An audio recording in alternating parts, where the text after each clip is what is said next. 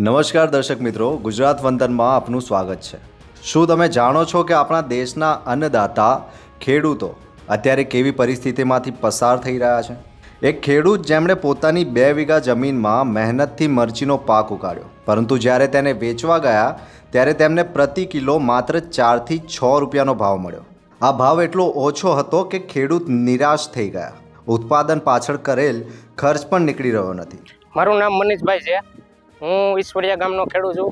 અમરેલી તાલુકો, જિલ્લો અમરેલી। મારે 2 વીઘાનું મરચીનું વાવેતર કરેલ છે। એમાં અત્યારે લીલા મરચાં માર્કેટમાં વેચવા જઈએ તો 4 રૂપિયા અને 3 રૂપિયાના કિલો વેચાય છે।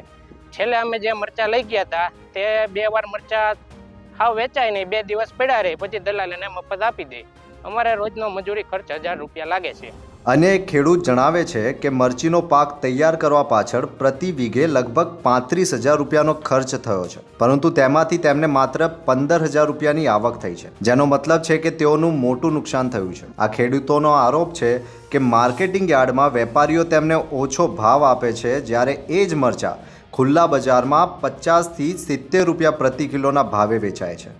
મારું નામ લલિતભાઈ ધનજીભાઈ વામજા, ગામ ઈશ્વરિયા, તાલુકો અમરેલી। મરચીનું વાવેતર અમે કરેલું છે 2 વીઘાનું। ગઈ સાલની જે બજાર હતી ત્યારે થોડું ખેડૂતોને વળતર સારું મળતું હતું, પણ માર્કેટની અંદર મૂળ બિલકુલ બજાર ભાવ મળતા જ નથી। હાવ પાણીને પર મફત કહો તો મફત જાય છે, જેથી કરીને અમને આનો ખર્ચો પણ ઉપજે એમ નથી।